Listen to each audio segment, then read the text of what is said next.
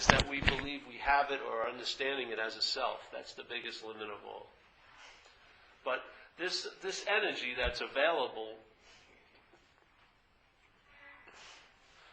I found, wants to be conveyed. Yeah? If somebody or something is having difficulty, then this energy will come out in a way.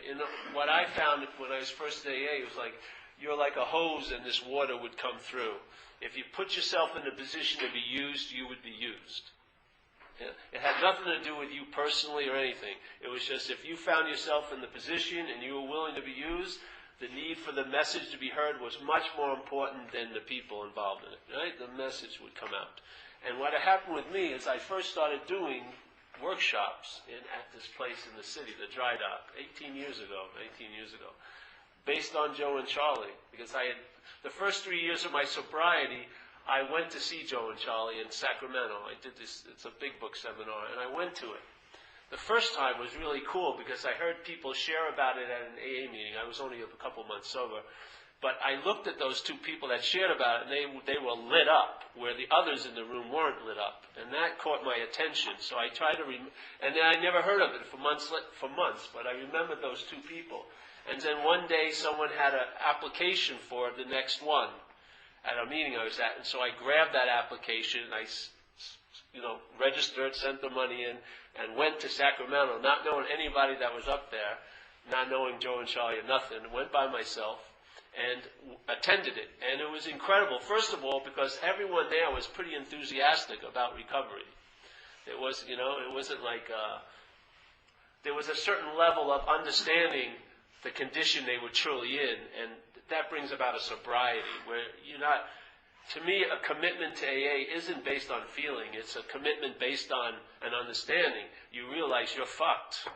Yeah? It's just that simple. It ain't going to work any other way. And that sobers you up to the point where I'm going to make a commitment to this, and I don't care if I feel like doing it or not, I'm going to show up. Yeah? It's not based on, I want to go tonight, and I don't want to go tonight. No, it was like, no, something has been revealed to me, and it would be a dishonoring of what was revealed if I would just arrogantly act as if it didn't mean that much. Yeah? So I went and heard them, and the first year it was incredible because I had done a fifth step. I learned a fourth step from my sponsor at the time, but I had very little understanding what was going on, but I wrote down I didn't see what the first column had to do with the fourth column. It was totally out there. And Joe and Charlie and I had read some of the book, but then they explained the book, and I remember Saturday morning they would do the fourth step. And it was Thursday, Friday, Saturday, Sunday. So I was sitting there, and I was having tons of revelations just by them explaining what I had already read, because I wasn't mining the same information that they were putting out, and it was the same words. And that's the whole thing about a living book, which I believe AA is. It's meant to be interpreted.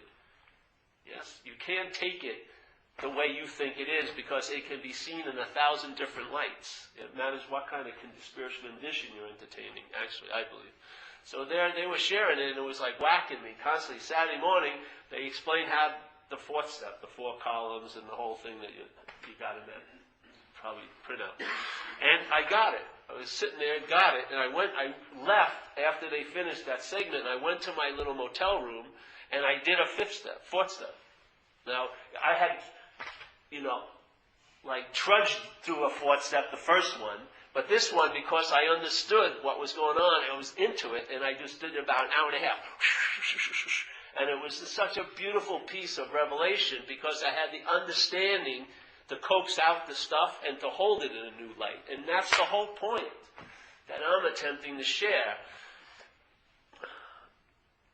The solution that you may be entertaining may not be the solution. There may be another way of holding it.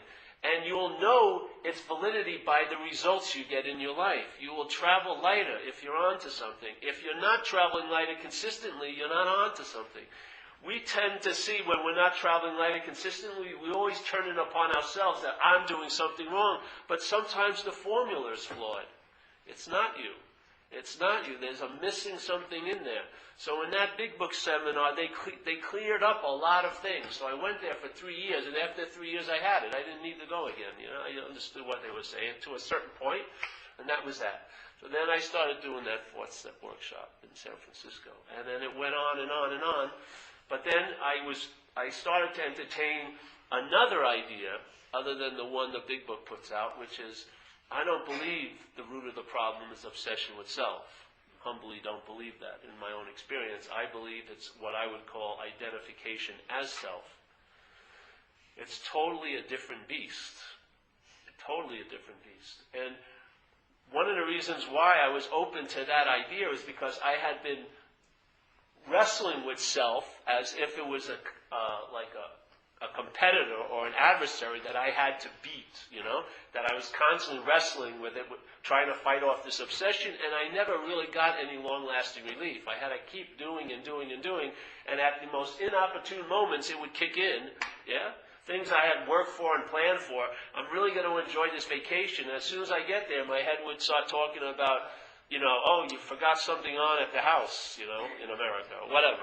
And immediately I would be disassociated from the experience or the conscious contact of being in Thailand, because I'd go into the unconscious contact of being obsessed with my thoughts. You don't have to, the experience of now isn't brought to you by thought. Awareness, the only way you can think or notice thoughts is by awareness, but thinking doesn't bring about awareness. Awareness is first. Conscious contact is the denominator that we're in. What we do is we forget that conscious contact and we start living an interpretation based on thoughts, which is a system called self-centeredness. It's a thought-interpretative system, and we have been hijacked by it, and we have an extreme subdivision of it called alcoholism, which is an extreme experience of self-centeredness. Everyone has self-centeredness unless they don't. Well, they don't have it because they're not it, but they're suffering from it unless they've woken up, in a sense, to the fact that they're not that. But everyone has self-centeredness, but alcoholics are extreme examples of self-centeredness. That's all it is. We're just the contrast is easier to see because it's painted with a broad brush stroke. Other people are suffering quietly. They've put all their money on the formula of society, and it hasn't translated them to be happy, joyous, and free. But all they do is keep trying to tweak the numbers of the formula. They never look at the formula's flawed. Because why? Because they're identified with the root of the formula, which is the sense of being a long-lasting, independent, separate entity, reinforced and actually rooted in your identification as a body. You're taking yourself to be this, and when you take yourself to be this, the most you can do with spirituality is to try to attain it and achieve it, or graft it onto this as the fundamental me. I'm saying the fundamental you is the spirituality. That's the fundamental you. And when you entertain that and realize it, you'll see that is the purest form of a spiritual condition, and the purest way of maintaining one is to be a spiritual condition. It's freaking pointless to keep trying to have a spiritual condition, yet when you already believe you're a physicality, it's freaking pointless. It is freaking pointless. It's like trying to graft something that doesn't... Like when I got run over by a car, my leg got ruined, So usually with an accident like this, they put skin grafts on, and skin grafts are enough to fool the bone to start healing. But my thing was so damaged, it didn't matter how many. They took skin grafts off of here, it wouldn't take. They had to fool it by taking a big clump of my muscle and nerves and here, called the dorsal flap, and sticking it on there, and that convinced the leg, okay, now I'm going to leg again, I'm going to grow again. So the skin grafts wouldn't take. That's sort of what it's like trying to graft spirituality onto your physicality. If you are not clear that you're in the identification as this, then no matter how much you try to become spiritual, how can this become spiritual? It's impossible. Its predominant fact is its form and matter. You know what I mean? It's like freaking ridiculously pointless in a sense. But if you entertain that you are spirit, then all the greatest maintaining of spiritual condition is to be one. That's the best way to ever maintain a spiritual condition, is when you recognize you are one. Then in that recognition, the spiritual condition is seen at all times with no requirement necessary in every aspect of your life, because it is the awareness or light that's allowing you to have a life. So there's no moment where there isn't spirit. Yeah? Spirit isn't captured in an experience. You, as this, cannot have a spiritual experience. You are a spirit. Yeah? You cannot have a spiritual experience. We think we have spiritual experiences. That's what we call them out here. I do something, and then I have a feeling of being a spirit. So then maybe I start wearing whites, or start reading things, or looking at you blissfully, lovingly. Yes. I've never had a resentment. I pity you, but I'm just perfect. Yes, all this. It's all baloney. It's fucking baloney. You are spirit. It can take any form it freaking wants. It expresses itself through any form. It's what's looking when you're mad. It's what's looking when you're supposedly in fear. It's what's looking when you're happy. It's what's looking when you're nice. It's what's looking when you're not nice. It never blinks. It never turns off. It's always available at all times. It's our true nature. But we are attempting to attain or achieve our true nature in the vehicle of our false nature. You're never going to get to the destination because you're at the destination right now. This is not a journey that you are going to take. The you that you think takes the journey is not you. The you that you think is you is what creates a sense of a journey. When you realize you're not this idea of self, there's no journey in spirituality. It's called life. That's the journey. It's spirituality expressing itself in a state of beingness called living. But there's no journey. There's no spiritual journey because everything's a spiritual journey. This is like the vehicle, let's say the spirit uses. The vehicle does. This drives like a Ford, smells like a Ford, turns like a Ford. Yes? It really behooves you to learn everything you can learn about a Ford. Yeah? But when you learn everything about a Ford, you take it to the next step, which is, I'm not that. Yeah? If not, then it's only self-knowledge, and it avails you nothing. You can have all the knowledge in the freaking world about self, and if you're identified as self, it avails you freaking nothing. It's like you're a professor of holes, but you're still falling into holes all day. You know everything about holes, you know how they happen, but you're looking out from underneath, from a hole. What's the point of the knowledge of holes? I see the only point is to keep me out of holes. Yeah? So that's why it says in AA, how do you hold that statement? Self-knowledge avails us nothing. Wait a minute. This whole society is based on knowledge and information. Why does we say self-knowledge avails you nothing? Knowledge doesn't avail you anything, but any knowledge claimed by self will avail you nothing because it won't lead you to the freedom from self. Yeah? And this modality called self-centeredness, what it does, its main movement, check it out, is to claim. To become the owner of, the proprietor of, the haver of. So the body, I have a body. Yes? Actually, it's totally identified as a body, but it also says, I have a body. Time, my time. Problems, my problems. Thoughts, my thoughts. This is the first place in AA we need immunity, is thoughts. It's just how we hold thoughts, because most of us are holding thoughts as either I'm the thinker of the thought, or the thoughts are about me. Yeah? Either way, it hooks your attention, yeah? A thought is just a thought, but if it's called my thought, you're going to be attentive to it. Why? Because it's about you. That's all that's required for your attention to be turned over to that thought, is you to believe it's about you or that you thought it. Yeah?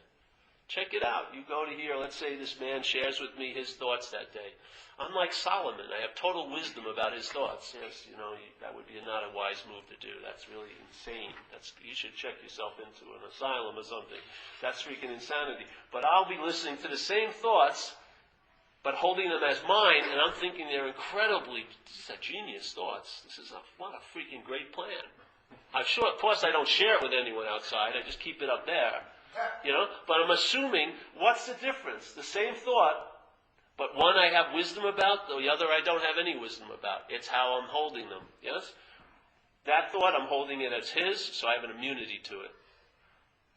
This thought, I'm holding as mine, I don't have an immunity to it. So what is it? Is it the thought, or is it the identification as being the thinker of the thought that bonds you? It's the identification that binds you.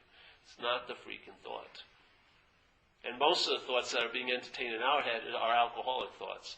because a system of thought and interpretation called alcoholism is generating alcoholic thoughts, and we're noticing those thoughts, and every one we notice we claim to be ours, and that's the bondage to self. It's a verb. It's not something that you got tattooed with one day and now you've been bonded to self the rest of your life. It's an activity mind's doing all day.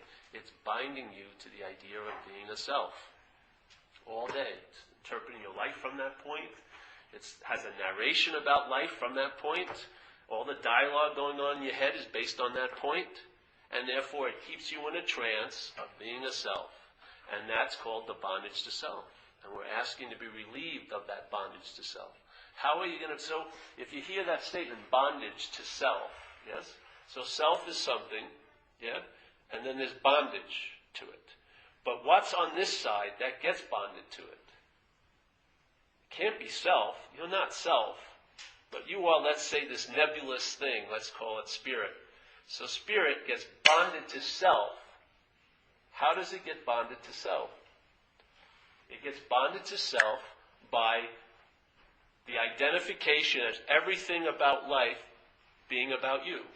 This is my problem. This is my time. So then you live life, instead of seeing life as it happens, you think it's happening to me. Yes? It becomes a self-centered interpretation, which keeps reinforcing, keeping you in the trance. And that's why it's difficult to break the obsession, because the problem isn't the obsession with self. That's the effect of the identification of self. Yeah? The head that's into self reinforces the identification by obsessing over it all day. And that's why you're not getting relief, because you're dealing with an effect. If you go to the root, and I'm saying humbly that I believe it's identification of self, if you spend a little time and attention in inquiring about that, am I truly that? Am I truly the thinker of these thoughts? Then how could I say these thoughts are mine when I go to a meeting of AA and I hear a lot of people share their thoughts and their feelings about life and their reactions to life, and I identify with them? I would actually say, how did they have my thoughts about life? How do they have my feelings? I thought no one else had this feeling. And I swear no one else did what I did out there. Well, a lot of people in the one room have done what you've done. Because what you're identifying as yours are alcoholic thoughts and reactions and feelings generated by alcoholism in the apparatus. That's it. And we're sitting in the room every night that information is being revealed, and we totally miss it. We totally keep going home with calling these thoughts mine and these feelings mine and entertaining terminal uniqueness, even though it's been revealed that we cannot possibly be, they cannot be my thoughts, or how did all these people get my thoughts? I don't even know where you came from. I don't know. You don't come from where I come from. How do you have my freaking thoughts? How do you have my feelings? I was sure no one ever had a feeling like this. And now I've just met 5 people in one meeting share my feeling. Obviously, they're not yours. You've made a mistake for a long time. You've been identifying the parasite of alcoholism's expressions through your life and calling them yours.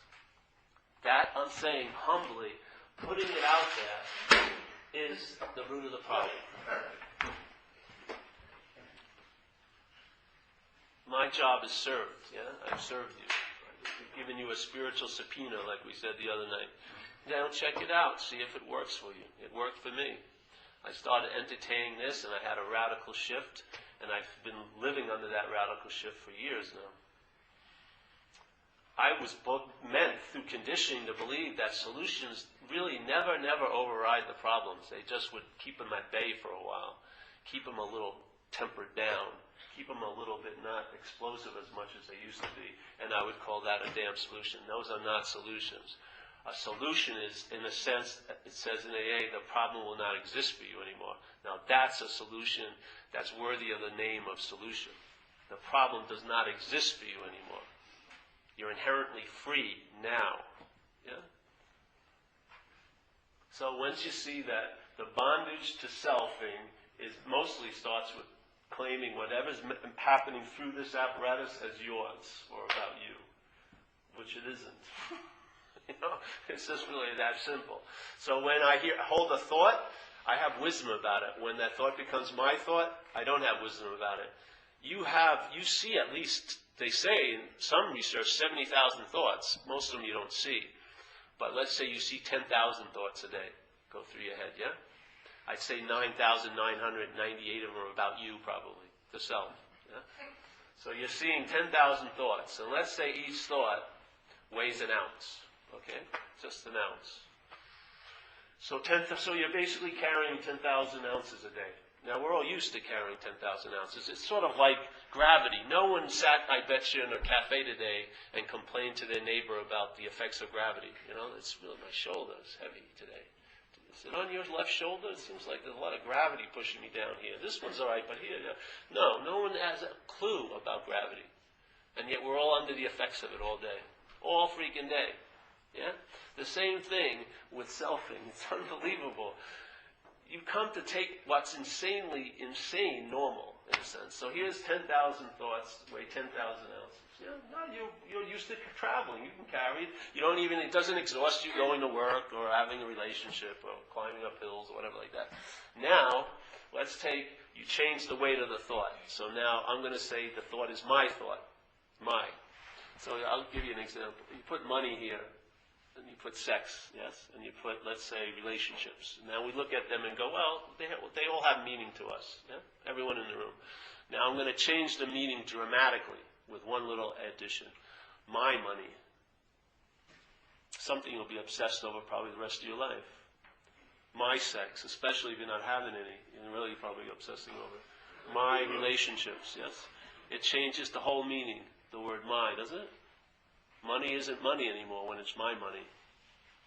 Yeah, no. It has a much bigger meaning to me when it's mine. Same thing with thoughts. So, thought. Now they're mine. So now each one of them weighs a pound. Now you're traveling every day with 10,000 pounds. Yeah? I would say that would be the experience of traveling heavy in your life. And if you travel heavy enough, you're probably going to want relief from it.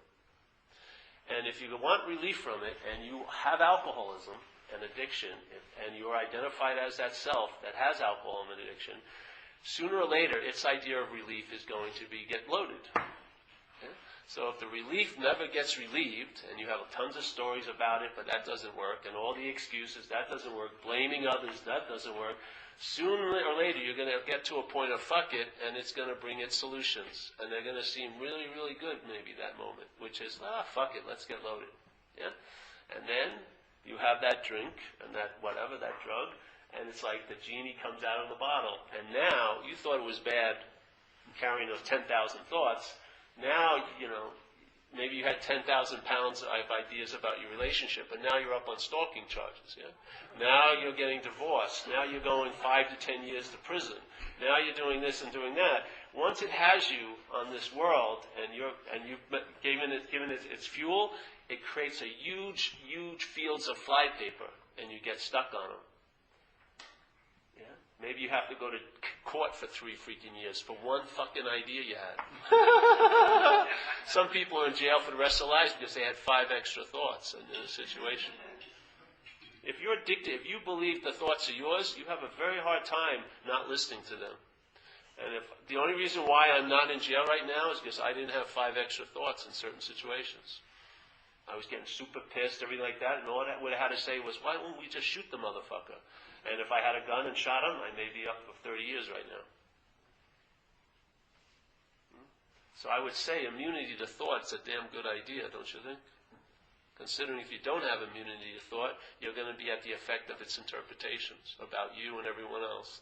Simplest little example. Someone believes if they're lazy, right? Something's wrong if they're lazy.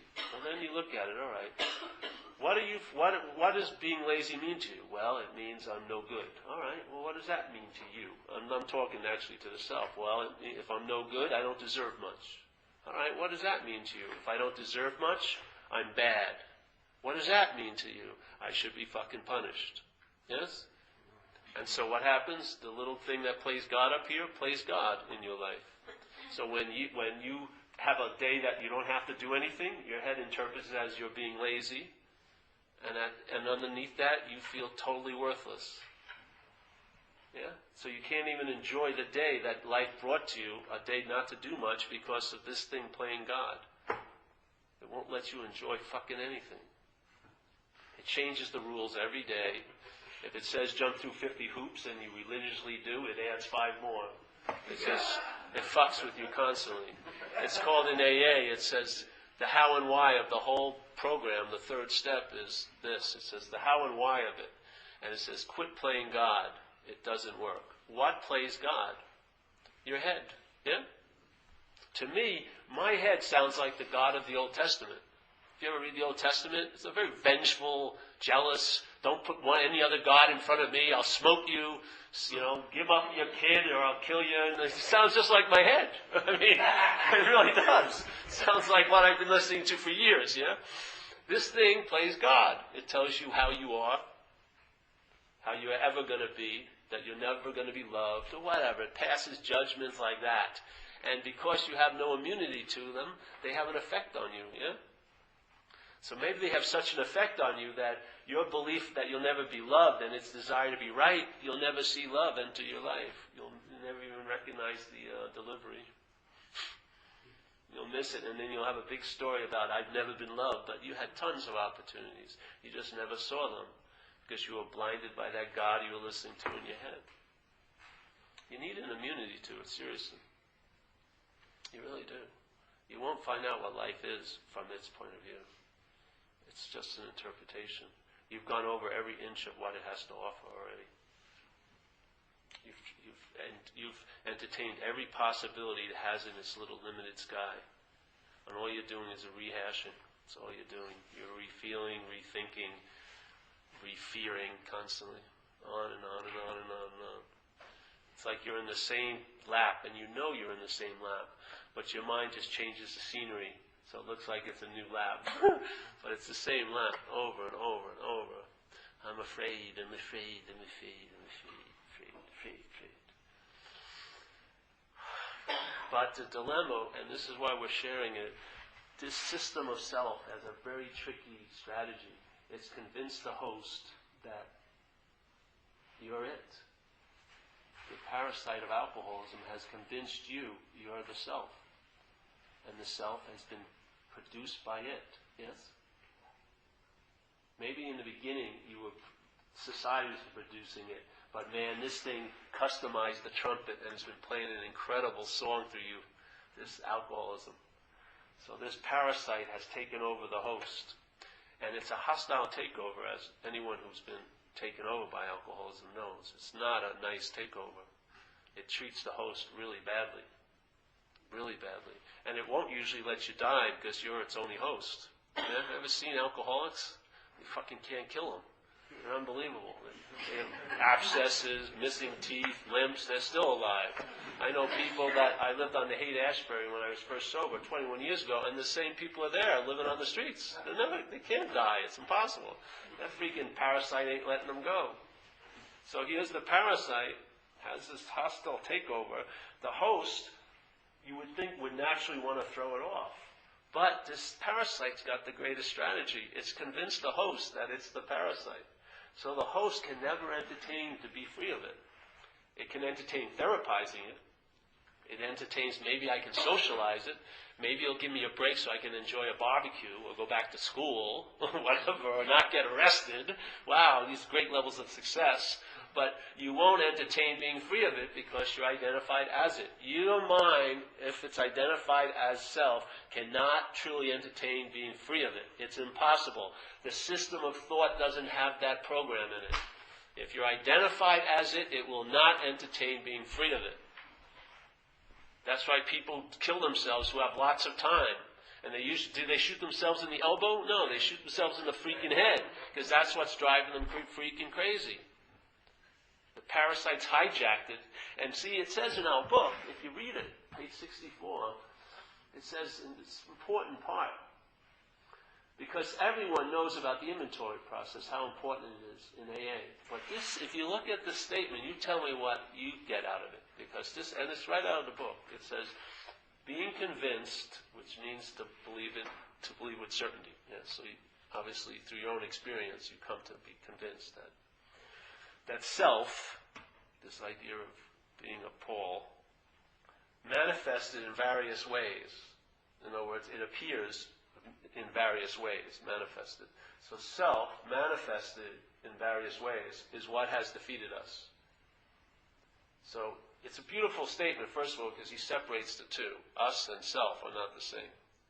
I'm saying how self defeated me, I was identified as it. That's the only way it has the possibility of defeating me. The only way. It uses my own juice to defeat me with. Yeah? It doesn't have a life of its own. It claims mine. Self does not have a life of its own. It claims mine. That's what it does. Yeah? And then it uses me to do what? To express itself through. So here, being convinced that self, manifested in various ways, is what has defeated us. Right? We will now look at its, meaning self's. That in English, its means self, not us. Its. We'll now look at its common manifestations. So some of the common appearances in my life of self. The next paragraph is resentment. So in this view, I see what you're really doing an inventory of in your life is self's expressions through you. The grosser ones are resentments, fears, and hurting other people in the pursuit of what you want. So we use the sexual arena to check that behavior out. But those behaviors or traits or characteristics are self's. That's why when we're at a meeting, we identify with other alcoholics. I don't identify with who you are. I identify with what you think you are. Because I've been thinking the same thing my life. And we all, as we're thinking this, we think we're terminally unique. That's the beauty of AA. Because we go into a meeting and we realize the first thing that starts getting weakened is that terminal uniqueness, that incredible isolation of thinking no one understands you. Then you recognize, Jesus Christ, these are just run-of-the-mill thoughts and feelings and reactions. Every freaking alcoholic in the world would do basically the same thing in a similar situation. Yeah? So there's relief. Yes? That's just the beginning. Take it all the fucking way. Take it all the way. Why not? So self manifested in various ways was defeated us. So we do an inventory. And what you're actually looking at are the expressions of self in your life. And if you have a lot of expressions of self in your life, that's a pretty good diagnostic tool to realize that you've been totally taken over by self. You're identified as it. Because how would it have so much carte blanche to express into your life? You must let it in. And you're letting it into every aspect of your life because you never check its papers because you think it's you. So it's got the run of your whole life. Yeah? I use a nice example in the Monday night ones, which is, let's say I have this beautiful lawn and I have a beautiful porch and I love to run around in the morning dew. You know, I run around with no shoes on. I really like it, and I have like croquet tournaments there and picnics, and a lot of my life is based on this lawn, the beauty of it. I share it with all my friends. And then one day, it's early morning and all the sunlight's glistening on the morning dew, and I jump off the porch and I land in some shit. Yeah?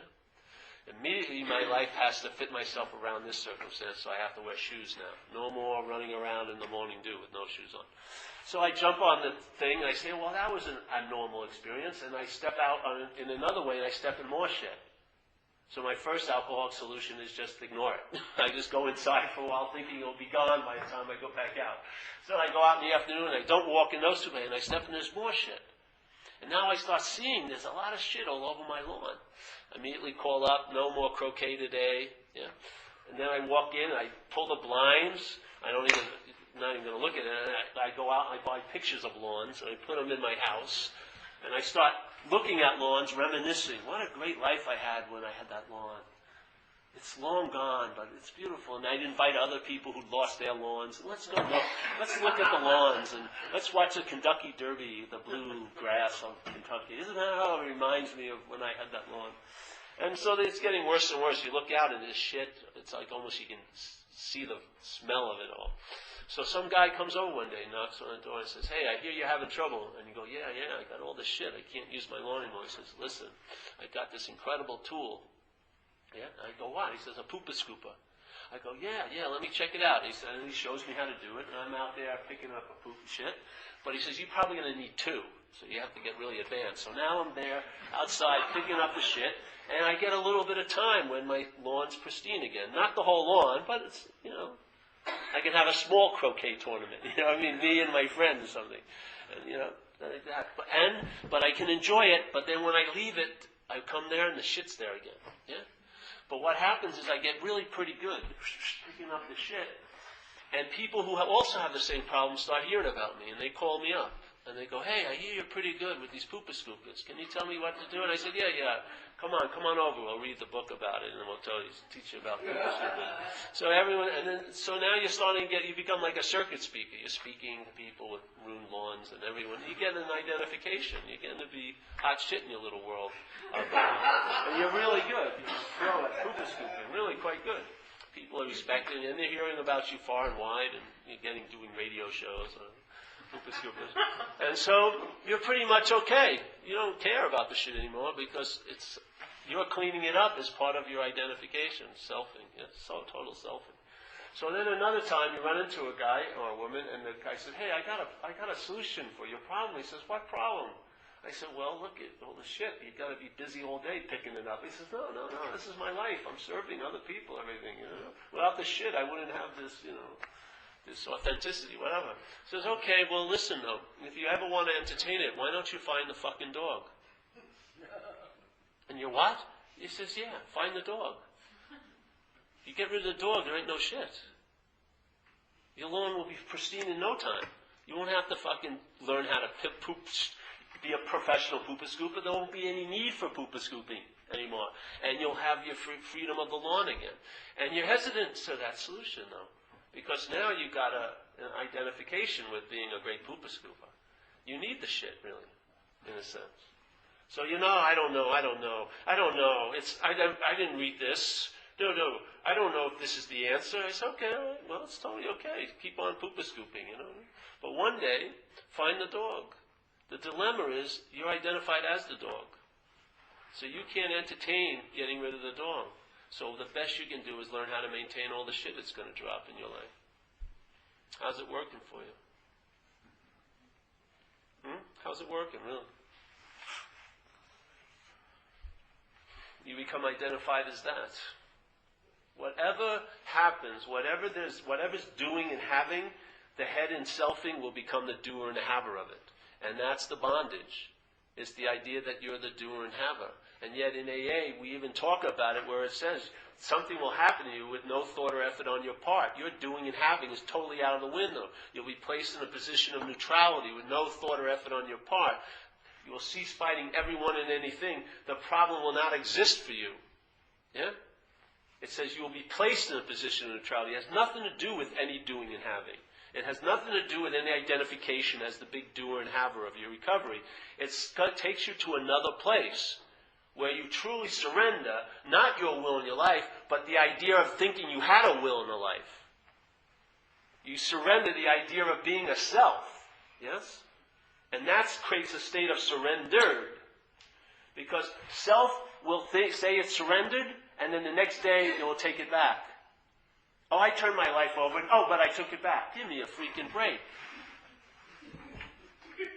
That's what it does, doesn't it say that? Oh, I surrendered, and then on Saturday, and then Monday you've taken it back. It's your life again. It entertains options. When you realize you're not that, you can experience surrendered, which isn't an experience, it's a state. In other words, you are convinced of the principles that AA has offered, and it's a done freaking deal now. You're staying constantly in the admittance of your powerlessness, and therefore you never experience powerlessness. You only experience power. The only time you experience powerlessness is when you exert power. Check it out. You do not experience powerlessness when you admit powerlessness. When I admit powerlessness, I have power all the time.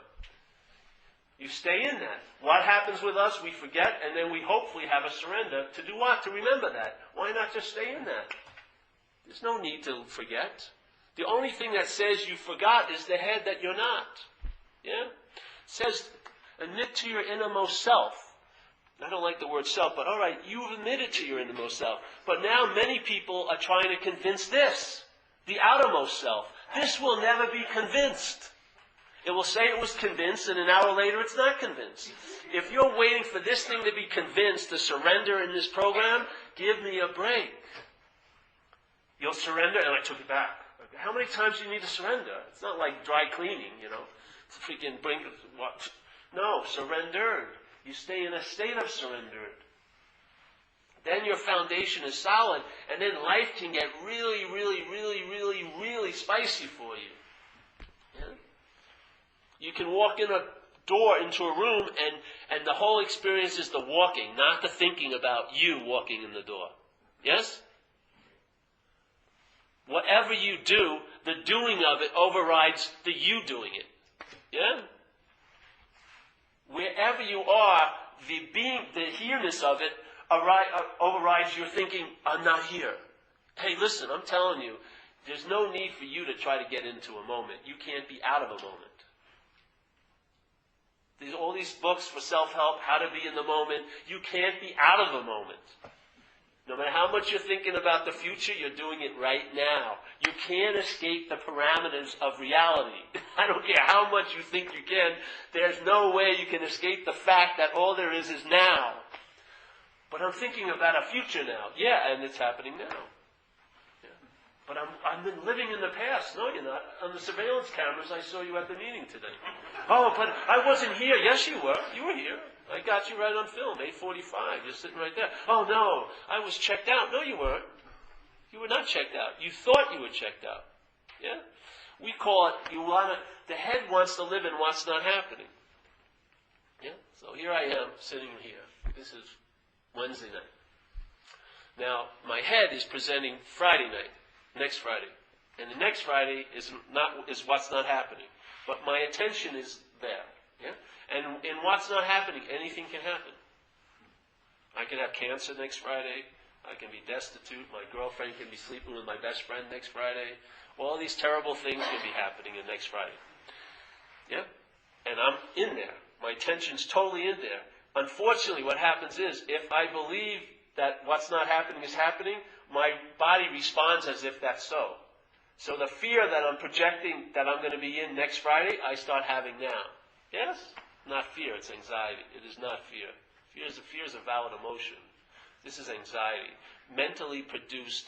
The physiological effects of fear mentally produced. Called anxiety. All anxiety is brought from what's not happening and brought into what's happening. The body is what's happening, it suffers. The mind's what's not happening. Yeah? This, what's not happening of the mind, gets downloaded into the body, and the body feels anxiety for what's not happening. Yeah? It's unbelievable. You cannot realize how much God this is playing. It's overriding what's happening with what's not happening. And it's using what's not happening to say, fuck no to what's happening. I'm going to live in the realm of what's not happening. If that ain't God, I don't know what is. So there it is in what's not happening. Anything can happen in there.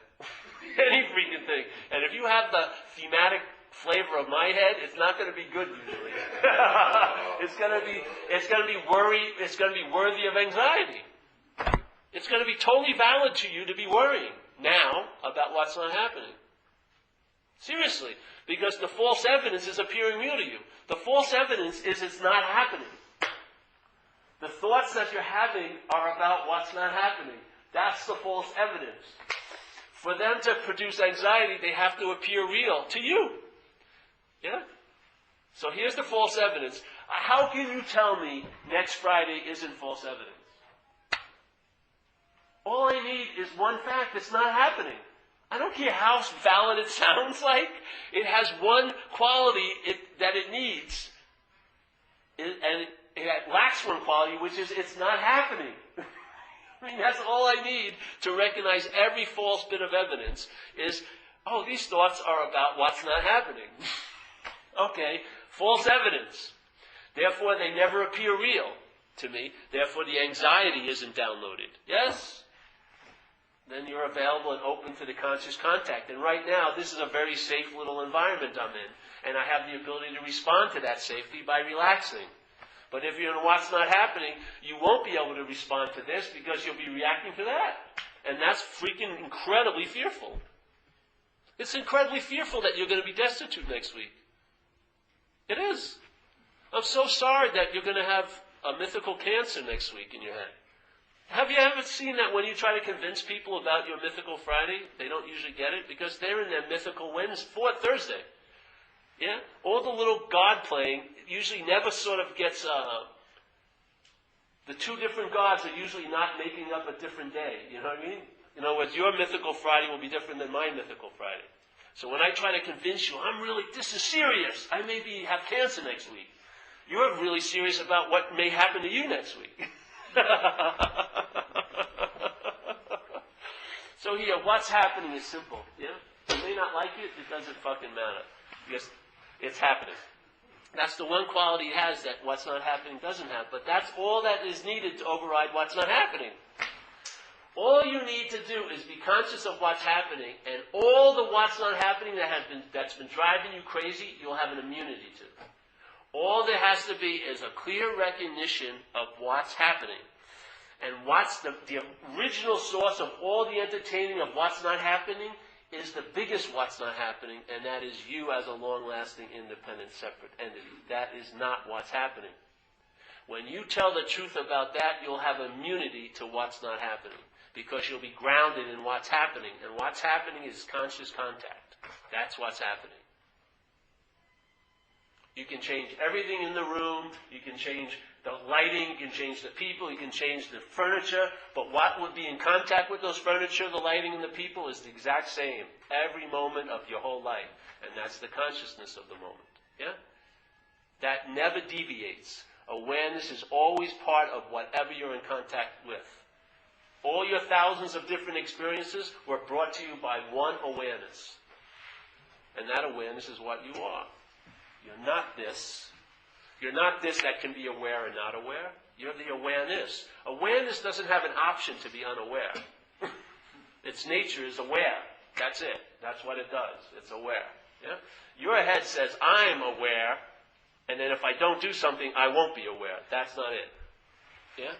That's a conditional awareness. That's mind playing God with your own true nature. Your true nature is your conscious, yes?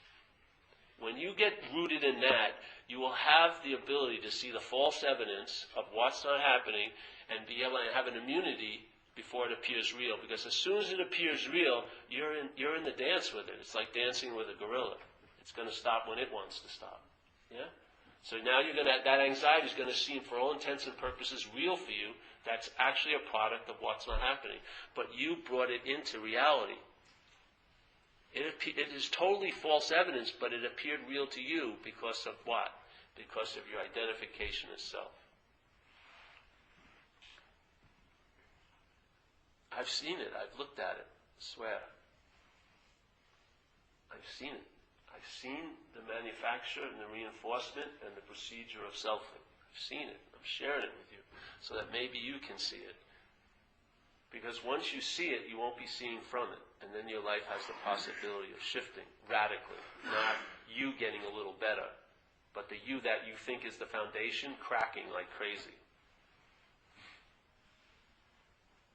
And then once it starts falling off, you'll realize that was the heaviest load you've ever carried, this idea of being a self. It's really what's causing all your other problems, because it says, if you look at, let's say you have 40 problems, look on the other side of what has the problem. There's only one. One selfing with 40 problems. Why deal with the 40 problems? Deal with that. If you're not that, your dance with all the 40 problems will change dramatically. It's crazy. It's crazy to deal with the problems as if they're real. Who are they real to is more important. Who are the problems real to? If those problems are real to what you're not, yes, you'll have immediate relief about your problems. Their ability to bind you will be lost, yeah, because you're the binding agent. You're the one that's believing them to be real problems, because you're the real haver of the problems, yeah.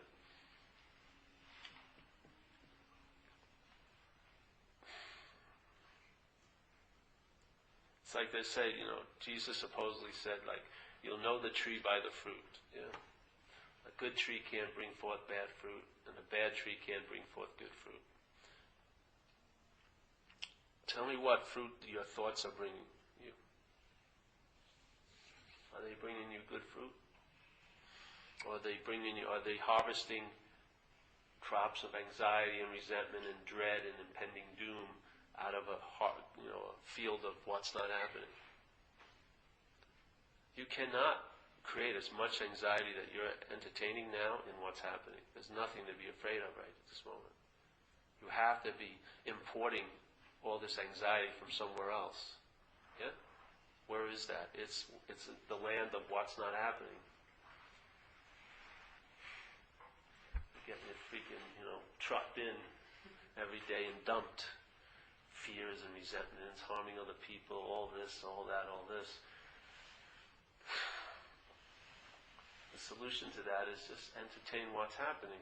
How do you do that? Tell the truth.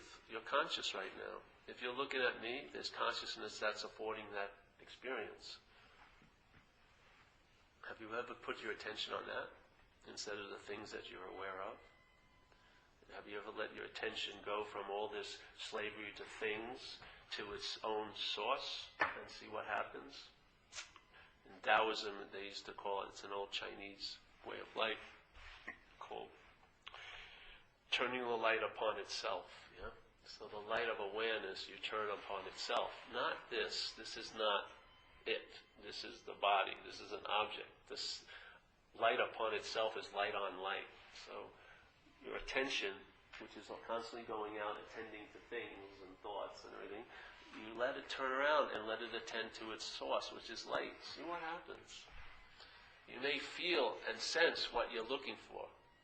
You're hoping that something outside will bring you. You may realize you're the bringer of it in your own life, but not as a self. A self is a seeker. It's never a bringer. It doesn't think it has much. It has to go get it. Yeah? Doesn't it? Its whole idea of doing and having is to become something. It's not acknowledging being at all. It thinks that it can do and have itself into a new becoming. How does that work for you?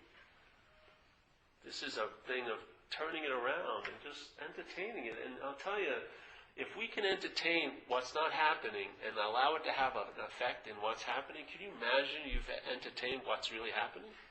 The power that would have? It's mind-boggling what can occur when you start using this incredible power of being able to entertain or giving meaning to things. Could you imagine if you gave that, if you entertained truth in a sense? It would be like a nuclear explosion compared to what's happening now. It would be so much force behind it. It could actually has enough force to convince you that you are a citizen of the fourth dimension, like they talk about in AA, that you are actually from a spiritual realm. You're like on a work visa here in Hawaii. Instead of believing you're a citizen of this third dimension, trying to get a little taste of the fourth dimension, you're the fourth dimension. This third dimension is a place to express that.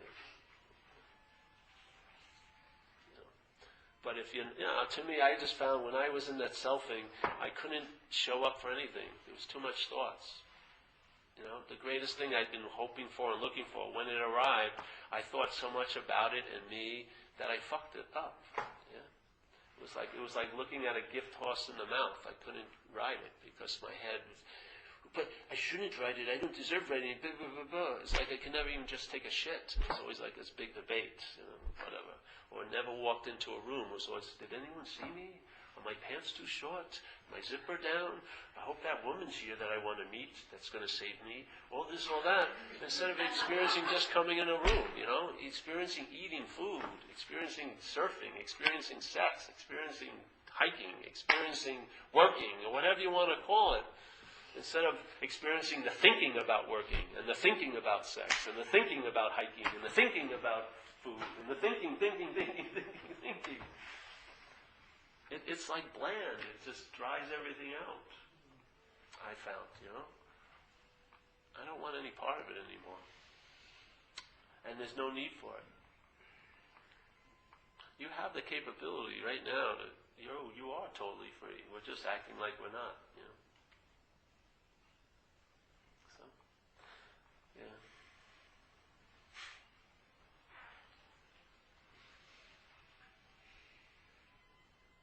I love this music we always have. Great sound effects at this meeting. It's great. I love it. We used to have an improv class here, and they'd be moaning, and it was like the death throes of the self. And it'd be perfect with the talk. We were in this room, and it was great. Just the synchronicity would be fantastic. There is such a magical choreographer of this place. It's just unbelievable what happens. When you can, it's like, what do they say in AA? God's way of being anonymous is coincidences, yeah?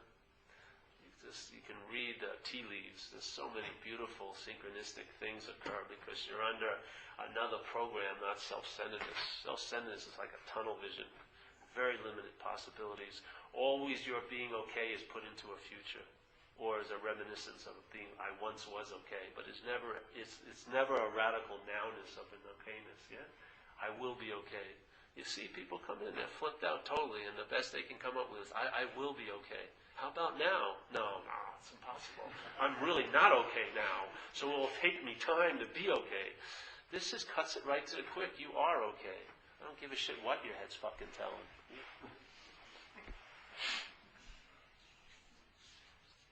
Your okayness isn't based on circumstances and situations. It's not conditional. Your nature isn't conditional. It's uncaused. How could it be affected by things that are conditional and caused? This thing outshines circumstances and situations, but we live as if we're in that bushel basket. Our whole light is being blocked. So what happens in that blockage of light? We're seeking artificial light. We're looking for someone to save us, or be an authority or a book or something. You're your own authority. Your gut knows what's happening. What always blows me out is when I was younger, I was so out to lunch, I'd get home from work, and then at 8 o'clock my mind would break the news to me I had a bad day. And I said, well, who was in the day the whole time? I should have known when it was going bad, while it was going bad. Why am I like on a 12-hour delay? And then some people I meet are on years delay. They're so totally out to lunch. They have no idea. They haven't been, then the conscious contact is so unnoticed. They've been living in what's not happening all the time for years. It's become a habit. They're out to lunch constantly. They have to wait to have their mind tell them what's happening. They don't even know. They don't have a clue. Yeah. To me, that's being out to lunch. It's conscious contact. It's conscious contact. You're aware now. It's not like you're aware later when the mind tells you you were aware. You experience awareness now. And it has a presence in it. And it has some qualities like you'll be available. And you'll be present. And you'll sense a presence. That comes from being present. Yeah. You'll sense a presence. Some of us call that God. I don't call it God, but I sense it as a presence. And that's always available at all times because you're always available at all times. No matter what your head's saying, you're in conscious contact right now. You couldn't say you weren't unless you were in conscious contact. You'd have to first be in conscious contact to entertain that you're not in conscious contact. It's affording every one of your options, your little mental options. I can be connected, I can be disconnected. I was connected when I was at the retreat, but now I'm not at the retreat, so I'm disconnected. So what does your head say? Well, sign up for the next retreat. Okay, when is it? 3 months from now. All right, so I'll live in disconnected until I'll be connected in 3 months. Yeah, there you go. That's what it likes. So now it has you living in disconnected until you do something to be connected again. This is, you're beyond connected.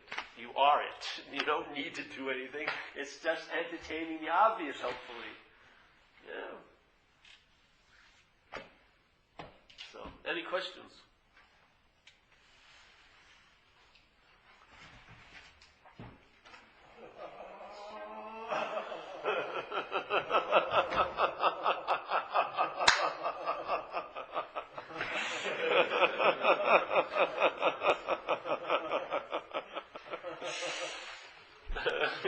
Hey, this is the last meeting we're going to have. No.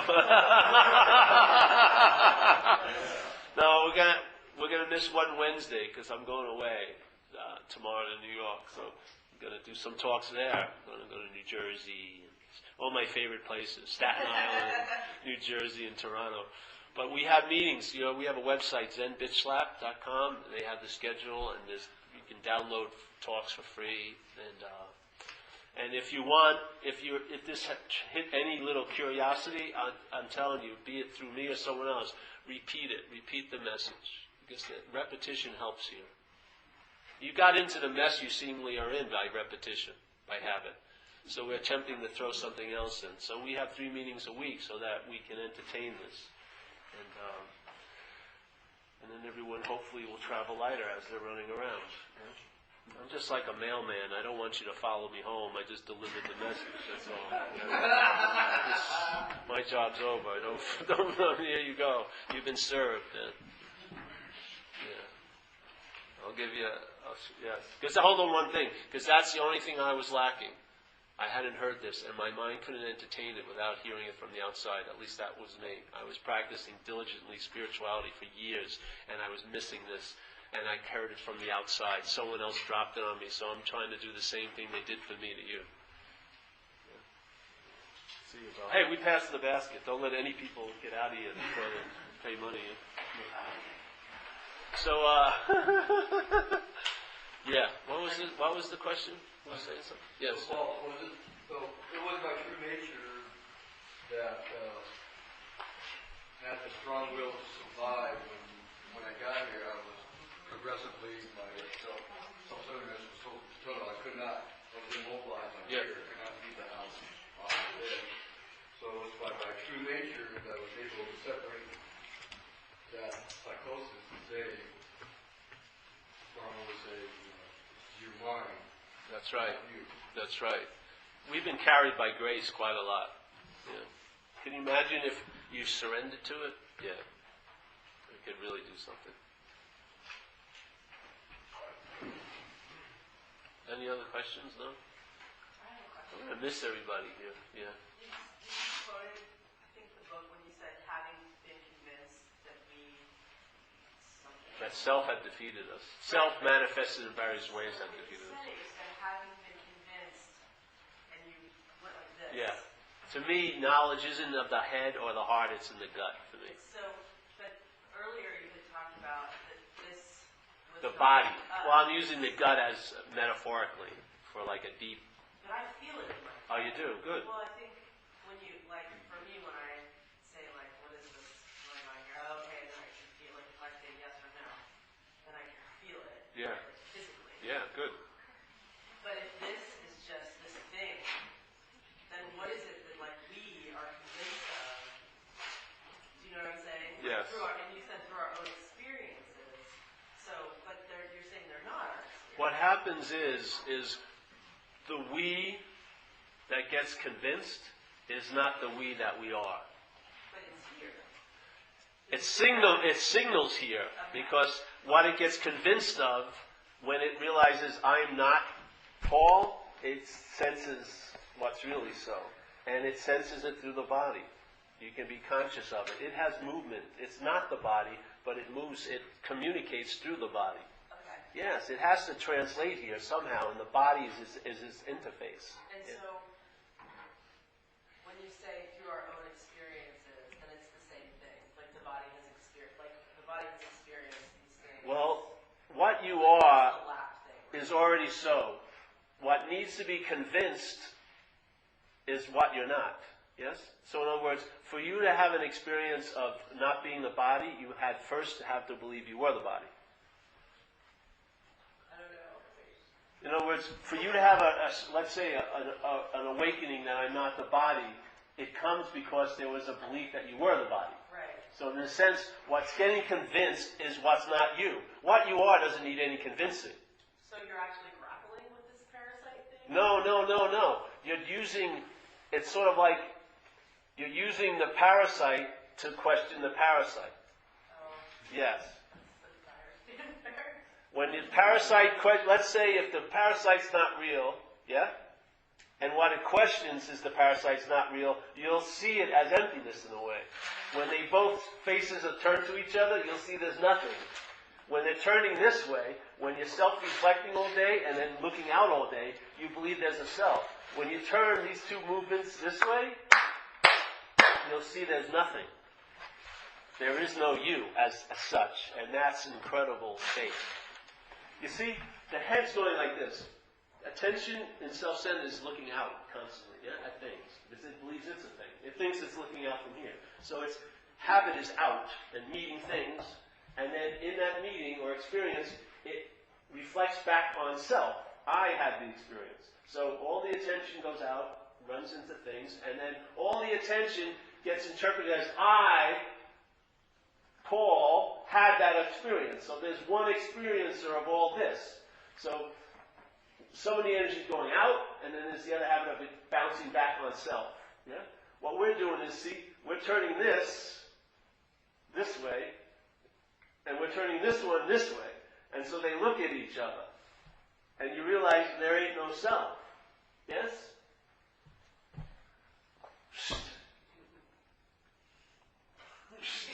So they're going this way, we're turning this way. See? This way, it keeps the tension, the dualistic thing that I'm having all these experiences of those other things.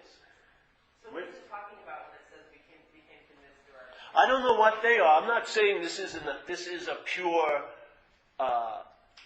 teaching, the big book. Yeah. I'm attempting to use the big book because that's where I come from, to express and explore some other possibilities. Because it's a living book to me. But the form that it's expressed in quite a lot is in doing and having and being a self.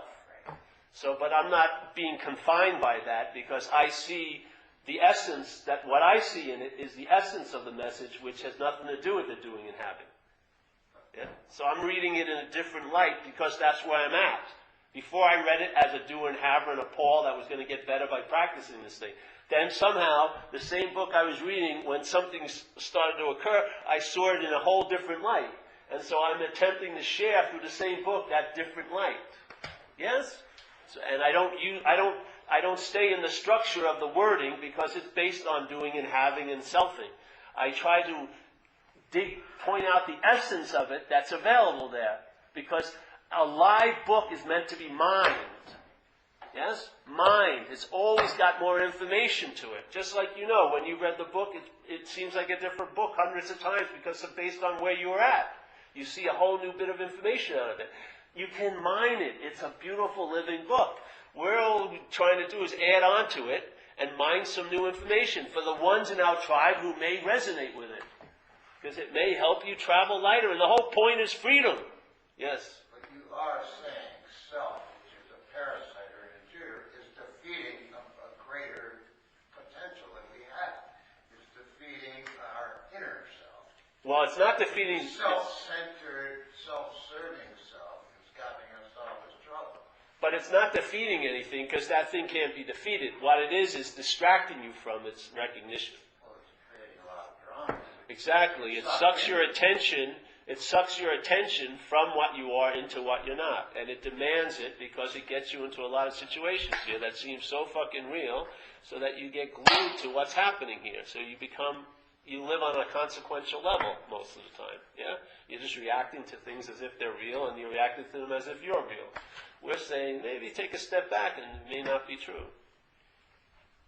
Yeah? And you're in my tribe, so I'm offering it to you. That's all. Why not? I've seen a lot of people in AA, they hit a wall where something is missing. So then they